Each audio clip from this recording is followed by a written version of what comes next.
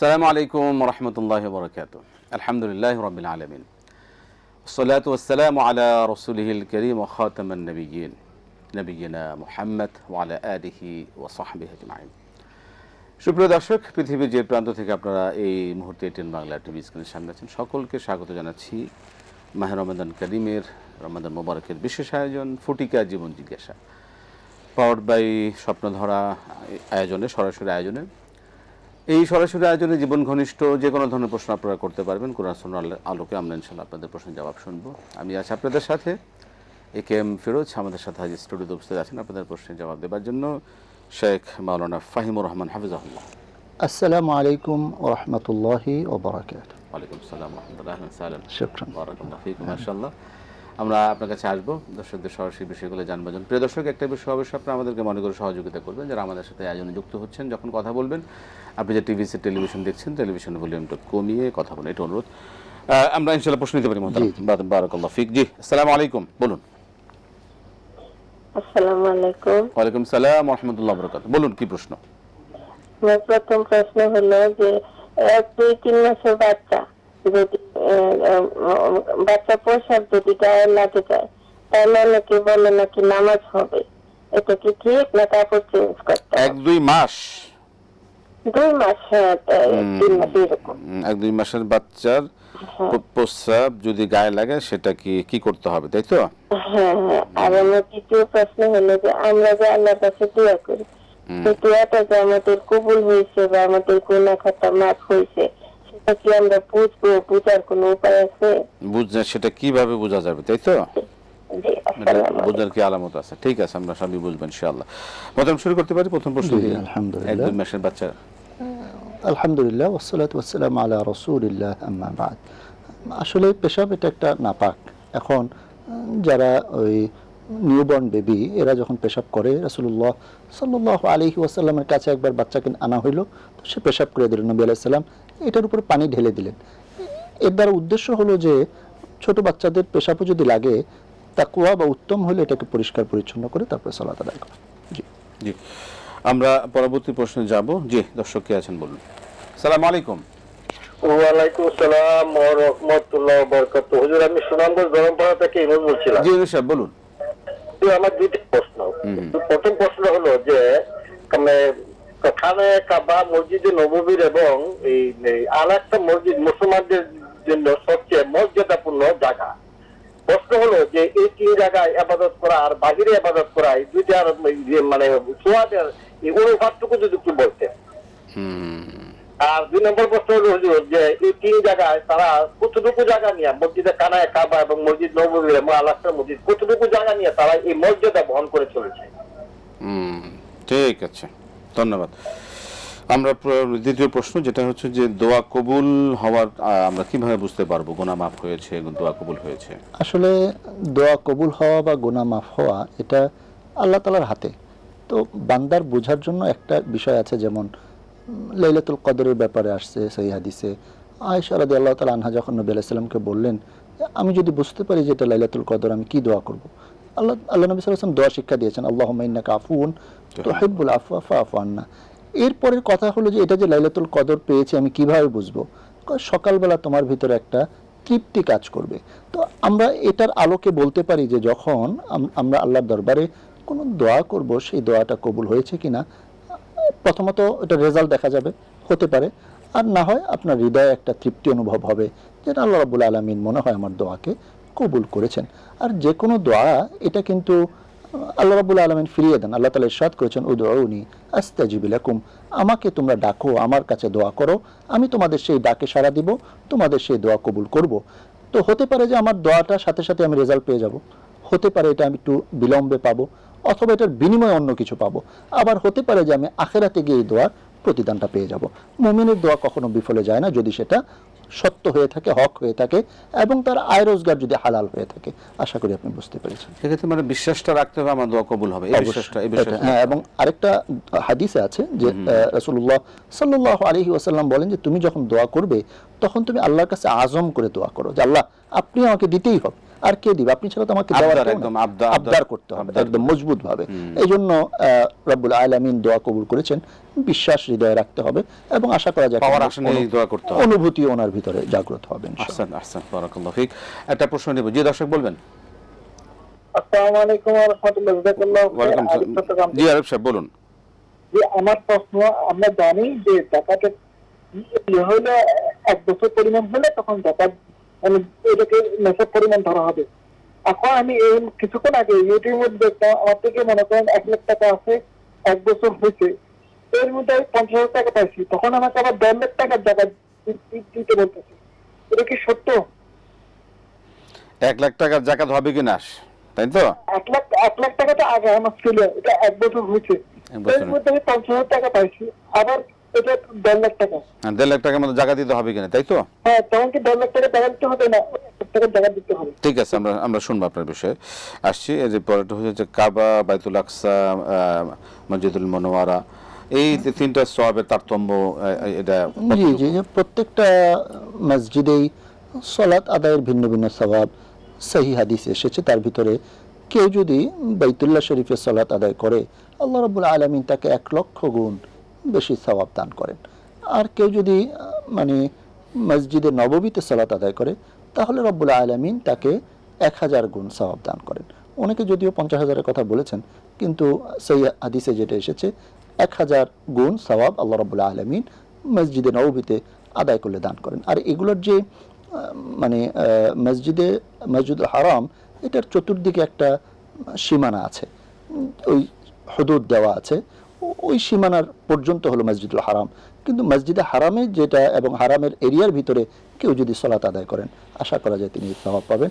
আর মসজিদে নববীতে পড়তে হবে, দূরে কোথাও না। জি, পরবর্তী প্রশ্ন হচ্ছে যে এই জাকাতের যে 1 বছর এবং 1 লাখ টাকা 1.5 লাখ টাকা হয়েছে বছর শেষে এসে, এর কি জাকাত কিভাবে? আমরা প্রশ্ন নিব, প্রশ্নটা নিয়ে নিই আমরা। আসসালামু আলাইকুম। ওয়ালাইকুম আসসালাম। বলুন, কি প্রশ্ন? আমার প্রশ্ন হলো যে আমরা যে মানত করি, যে আমরা তো মানত করি যে আমাদের একটা আশা বা কোনো ইচ্ছা পূরণ হইলে বলি যে এই জিনিসটা আমার ইচ্ছা পূরণ হইলে আমি দান করুন বা কিছু টাকা দান করুন বা রোজা থেকে, এটারে মানত বলে। কিন্তু আমরা যদি স্বাভাবিক ভাবে বলি যে এই যে অমুক এই দিদি আছে, অমুক রে কিছু টাকা দেবো বা কিছু একটা জিনিস কিনে দেবো, পরবর্তীতে যদি না দেই বা ইফতারি করাবো, আমরা যদি পরিবারের সব একত্র হয়ে যদি বলি যে কয়েকজন মানুষকে ইফতারি করাবো, আমরা প্রশ্ন নিয়েছি, ইফতারি করাইলেন না দিলে কি হবে? বলি যে বলে আগামী বছর করাবো, ঠিক আছে তারপর করাইলেন না, আমার গুনাহ হবে না? গুনাহ হবে কিনা সেটা আমরা শুনবো আপনার প্রশ্ন। পরে নিচ্ছি, আমি যদি বলি ইচ্ছা করে ঠিক আছে আমরা আপনার প্রশ্ন বুঝতে পেরেছি, আমরা প্রশ্ন বুঝতে পেরেছি, শুনবো। ঠিক আছে, অনেক ধন্যবাদ।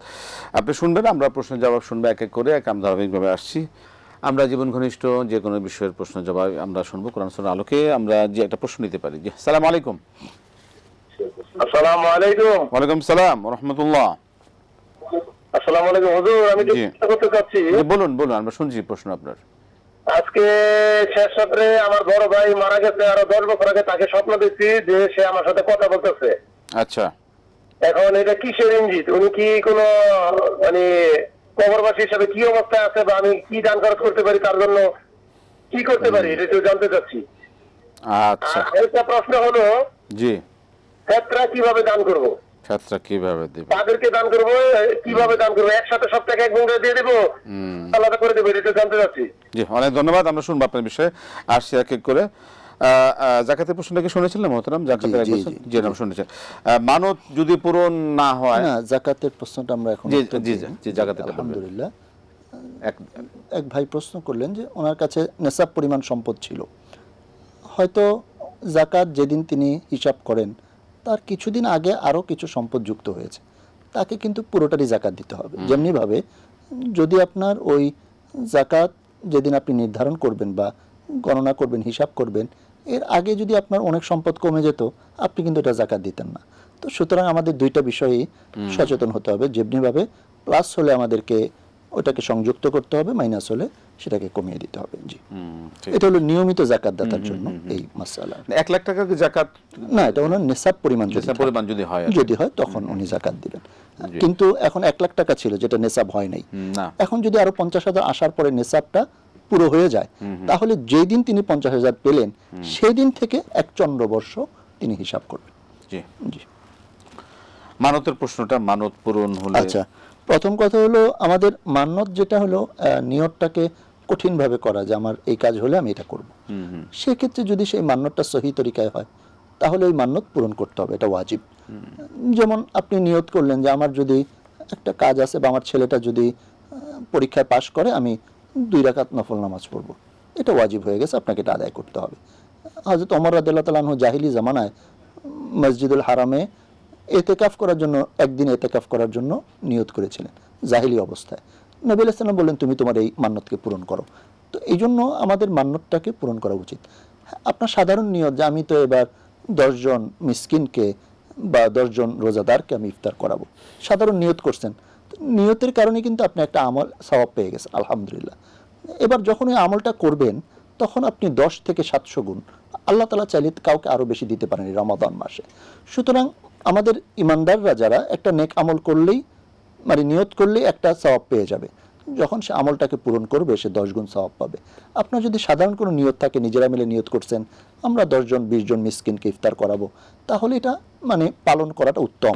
এবং এক্ষেত্রে নিয়ত করছেন, না করলে আপনি গুনাহগার হবেন না, কিন্তু যদি আপনি এটা মানে এই নিয়তটাকে পূরণ করেন, যেহেতু ভালো কাজের নিয়ত করেছেন, আল্লাহ তাআলা অবশ্যই এটার জন্য উত্তম বিনিময় দান করবেন। জি, আমরা একটা প্রশ্ন নেব। জি, আসসালামু আলাইকুম। আসসালামু আলাইকুম। ওয়ালাইকুম আসসালাম ওয়া রাহমাতুল্লাহ। জি, বলুন কি প্রশ্ন?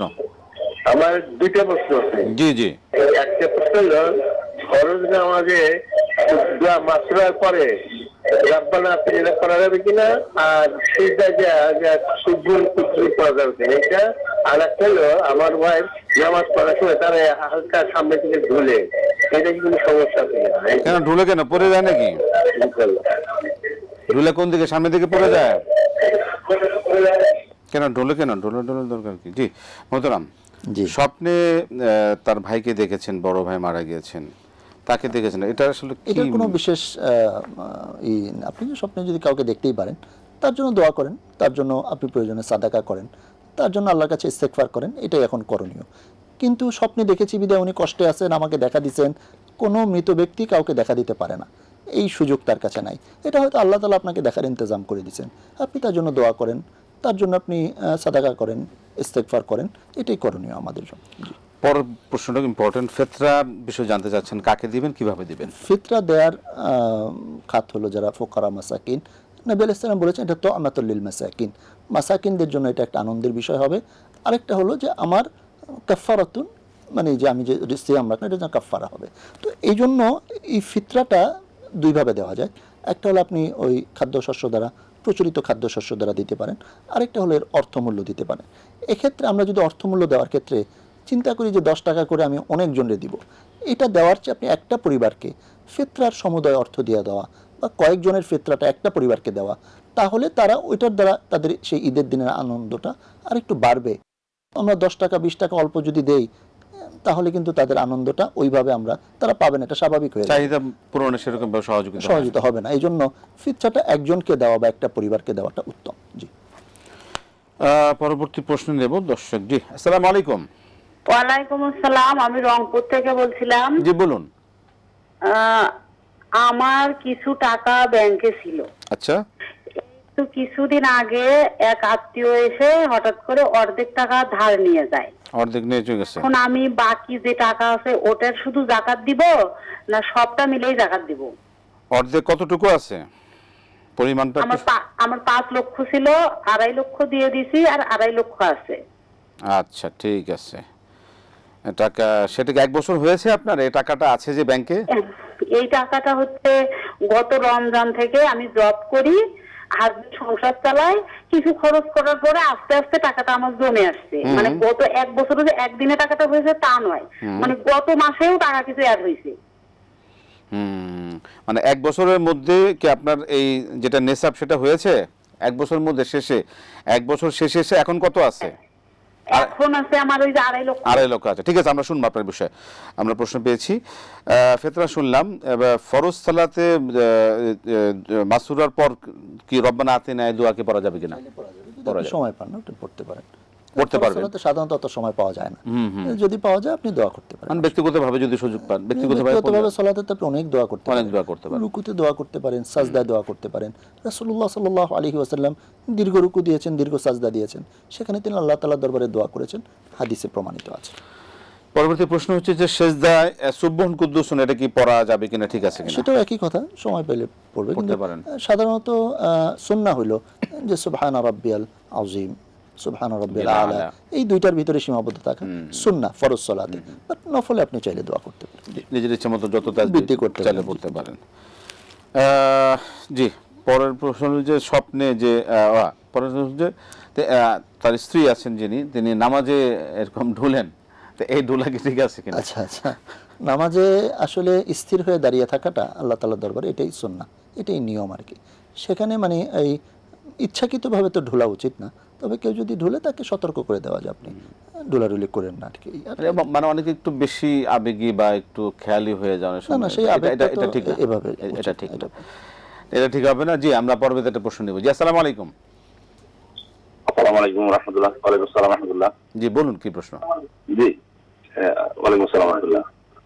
জি, আমার প্রথম প্রশ্নটা হচ্ছে, যেমন আমাদের আয়েশা রাদিয়াল্লাহু তাআলা আনহাতে যে থেকে যে একটা হাদিস বর্ণিত আছে যে লাইলাতুল কদর যদি আমরা পেয়ে যাই, যে একটা যে দোয়াটা আল্লাহুম্মা ইন্নাকা আফুউন তুহিব্বুল আফওয়া ফা'ফু আন্নী, এই দোয়াটা পড়ার জন্য যে একটা হাদিস আছে, তো আমি চাচ্ছি এটা শেষ দশকে সেজদার মধ্যে পড়ার জন্য, বা সেজদার যেমন তাসবিহটা করার পর 3 বার বা 5 বার পড়ার পরে, যেমন এটার সেজদাতে তো বেজর নাকি বেজর পড়া নাকি সুন্নাহ, যেমন আমি 3 বার বা 5 বার পড়ার পরে আমি ওই দোয়াটা কি পড়তে পারবেন কিনা? বেজর পড়তে হবে না জোর পড়লেও হয়ে যাবে?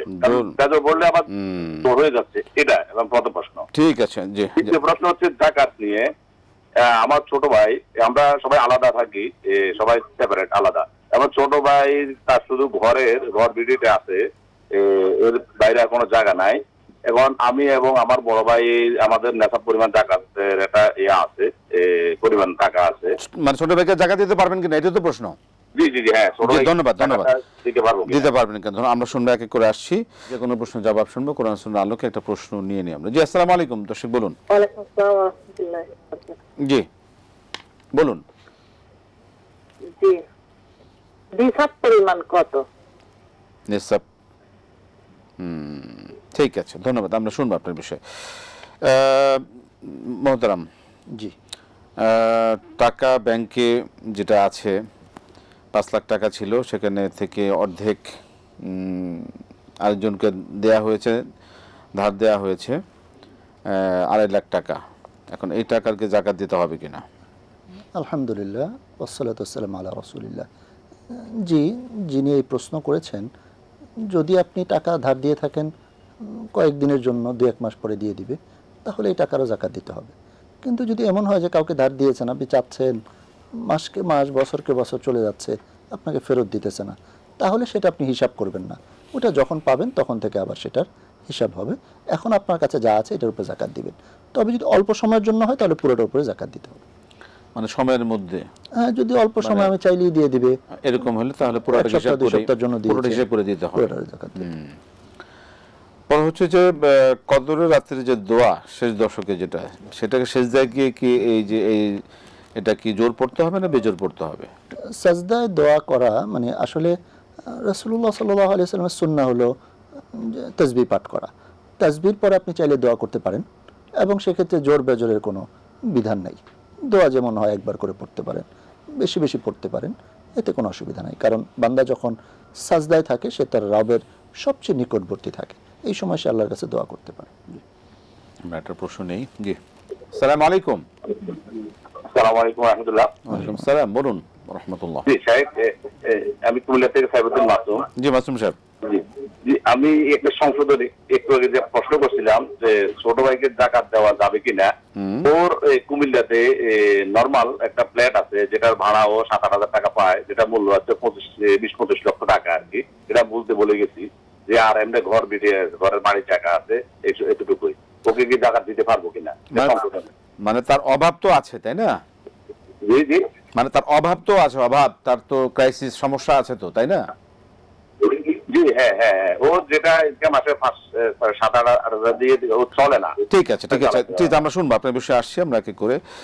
মোহতারাম, তাহলে এই যাকাত ছোট ভাইকে দেওয়া যাবে কিনা, ছোট ভাই যে যদি অবস্থা শুনলেন?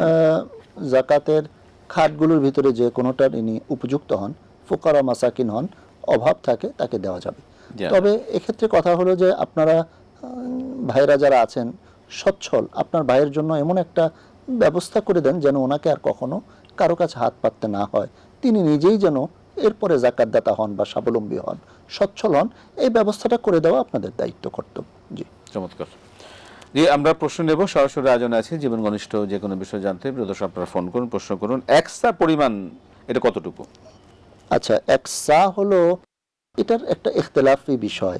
এখানে ওই চালের ক্ষেত্রে অঞ্চল ভেদে আবার এটার মাপও ভিন্ন আছে। 2 কেজি 500 থেকে 600 গ্রাম, কোথাও আছে 3 কেজি 300 গ্রাম। অ্যাজ ইউজুয়াল আমাদের বাংলাদেশের চালের হিসাব করলে 2.5 কেজি প্লাস, 2.5 কেজি প্লাস। জি জি, 2 কেজি 600 গ্রাম। আমাদের যেটা রাষ্ট্রীয়ভাবে যেটা ঘোষণা হয়েছে ওইটা আটার হিসাবে, নেসফেসা হিসাবে 1 কেজি 650 গ্রামের হিসাবে এটা ঘোষণা হয়েছে 110 টাকা হিসাবে মিনিমাম একটা হয়েছে। জি জি, তবে মানুষের উচিত হলো যত বেশি দেওয়া যায় তত বেশি, তার জন্য উপকার। জি, ঠিক আছে, আমরা একটা প্রশ্ন নিতে পারি। আসসালামু আলাইকুম। আসসালামু আলাইকুম। জি, কে আছেন লাইনে, কি প্রশ্ন বলুন? ভলিউমটা কমায় দিতে বলেন। জি, নিসাব পরিমাণটা কিভাবে নির্ধারণ করবেন? যাকাতের নিসাবের জন্য রাসূলুল্লাহ সাল্লাল্লাহু আলাইহি সাল্লাম 2টা নিসাব বলে দিয়েছেন। একটা হলো স্বর্ণের ক্ষেত্রে 7.5 ভরি, রৌপ্যের ক্ষেত্রে 52.5 ভরি। এটা যে মূল্য আছে, এটা যদি কারো কাছে থাকে তাহলে সেটা নিসাব হয়ে যাবে। এবং এক্ষেত্রে ছোট যেটা, কম যেটা 52.5 ভরি রৌপ্যের সমতুল্য মূল্য যদি কারো কাছে থাকে তাহলে এটাকে নিসাব ধরে তারপর সে যাকাত দিতে থাকবেন ইনশাআল্লাহ। আমরা একটা প্রশ্ন নেব। আসসালামু আলাইকুম। ওয়ালাইকুম আসসালাম রাহমাতুল্লাহ। জি, বলুন, কি প্রশ্ন? আমার প্রশ্ন হচ্ছে, আমার শাশুড়ি উনি মনে করে যে ওনার জিন পড়ে আছে না, ওরকম জিনের সমস্যা আছে ওনার, সেটা মনে করে। মানে ওনাকে জিনে ধরছে? হ্যাঁ, ওনাকে জিনে ধরছে? জি জি, এটা মনে করে উনি, মনে করে। জি, সেটাই করে সে একটা হুজুর দেখায়। এখন সে হুজুরে পানি পড়া দেয়, তেল পড়া দেয় সপ্তাহে সপ্তাহে, আর টাকা নেই। এখন সে বলছে যে কিছু একটা জিনিস দেবে শোকার জন্য, তার 2500 টাকা লাগবে। এখন ওই জিনিসটা যদি আমার শাশুড়ি নেয় ওনার কাছে, তো এটা কি কোনো, মানে এটা জায়েজ হবে কিনা নেওয়াটা, কি আল্লাহ সেটা কোনো শিরিক করার গুনাহ হবে কিনা, এটা একটু জানতে চাচ্ছি। ঠিক আছে, জি, আমরা শুনবো, আমরা এই বিষয়ে আসতে করে ইনশাআল্লাহ। মোহতারাম, শুনলেন জিন মনে করে জিন ধরছে। প্রথম কথা হলো জিন ধরেছে মনে করার বিষয় নেই, যাকে জিনে ধরেছে সে তো বলতেও পারবেন যে আমার জিন ধরেছে। সুতরাং এটা একটা ওনার হয়তো ভ্রম বা মানসিক একটা অসুবিধা। ওনাকে ডাক্তার দেখান আর ওনাকে বেশি বেশি কোরআন মাজিদ তেলাওয়াত করতে বলেন, সূরা ইখলাস, ফালাক, নাস, সূরা আল ফাতিহা। আশা করা যায় যে তিনি শিফা পেয়ে যাবেন। তবে এই যে কোনো কিছু পোড়ানো, মানে কবিরাজা যেটা দেয় বা নাকে শুকা, এই ধরনের অবলম্বন গ্রহণ করা যাবে না। না, হুজুর যে সামনে একটা ইয়া দিলেন যে কি শুকতে হবে, এটা করা যাবে না। এগুলো না, এগুলোর উপরে তাওয়াক্কুল চলে যাবে, এটা শিরকের মতো হয়ে যাবে ইনশাআল্লাহ। মানে এটা হুজুর ইনকামের একটা, না, এটা একদমই অনেকে এটা ভুলভাল করে। যিনি হক্কানি হুজুর তিনি এই কাজ এগুলি করবেন না, এগুলি বিষয়ে ইয়া করবেন না। জি জি, এটা একটা যারা হক্কানি তারা কিন্তু রুকিয়া শরিয়া দ্বারা, রাইট, কোরআন সুন্নাহর আলোকে এটাকে দিকে করবেন, এটাই স্বাভাবিক। আমরা শেষ প্রশ্ন দিকে, আমরা অনুষ্ঠান শেষ দিকে চলে এসেছি। অনেকে বলে থাকেন যে রোজার জন্য নিয়ত করতে হবে, বলতে হবে, এবং সেটা নির্দিষ্ট সময়ের মধ্যে না করলে রোজা হবে না দিনের মধ্যে। আসলে কি আসলে বিষয় তো রোজার নিয়ত তো দিলের ব্যাপার, রাইট। দিল থেকে যদি সে খেয়ালে আসে এতেই হয়ে যাবে। এটাকে আবার শব্দে উচ্চারণ করা, নাওয়াইতু জোহরের আগে, এটা দিন জোহরের আগে নিয়তটা করতে হবে। দুইটা বিষয় আছে, একটা হলো যদি নফল রোজা হয় তাহলে ওনাকে দিনের যে কোনো অংশ, মানে প্রথম অংশেই নিয়ত করতে হবে। ফরজ হলে এটাকে ফজরের আগে নিয়ত করতে হবে। এখন কথা হলো যে ফজরের আগে এরকম হইতে পারে একজন ঘুমায়া ছিল, কিন্তু তার নিয়ত তো রয়েছে যে রমাদানে সে রোজা রাখবে, তার উপর এটা ফরজে আইন, সুতরাং এটা যথেষ্ট হয়ে গেছে। জি, শাব্দিকভাবে নিয়ত করা জরুরি, মনের ইচ্ছাই তো যথেষ্ট। শাব্দিকভাবে সাহরি খেয়েছেন, ঘুম থেকে উঠেছেন, না, ওই তখন তার দিলের ভিতরে নিয়ত থাকে, কিন্তু শব্দ করে নাওয়াইতু আন আসুমা এই বলাটা, এটা জরুরি না, দেখা যাচ্ছে, এটা লাগবে না। শেষ প্রশ্ন যেটা হচ্ছে, যেটা এই যে রোজা অবস্থায় অনেকের বমি হয়, জি জি ইচ্ছায় তো কেউ করে না, অনিচ্ছাইতেই হয় সাধারণ। এই বমি হলে কি রোজা ভেঙে যাবে? না, বমি হলে রোজা ভাঙবে না। বমি রোজা ভাঙবে না। না, তবে বমিটা আবার যদি অনিচ্ছাকৃতভাবে যদি মুখে আসছে আবার সে গিলে ফেলছে, হ্যাঁ জি, তখন রোজাটা কাজা করতে হবে। কাজা করতে হবে। আমরা এ সময় শেষ পর্যায়ে চলে এসেছি, আলহামদুলিল্লাহ অনেকগুলি বিষয় অবগত হলাম কোন সুন্নাহ আলোকে। আপনাকে অসংখ্য ধন্যবাদ। বারাকাল্লাহু ফিকুম, হায়াকাল্লাহ, মাশাআল্লাহ। প্রিয় দর্শক, আমরা আজকে শেষ করতে হচ্ছে। আল্লাহ পাক আমাদের কবুল করুন, যা জানছি তার জন্য আমরা আমাদের জীবনে বাস্তবায়ন করতে পারি। আল্লাহ পাক কবুল করুন। আজকে শেষ করছি, বিদায় নিচ্ছি। আসসালামু আলাইকুম ওয়া রাহমাতুল্লাহি ওয়া বারাকাতুহু।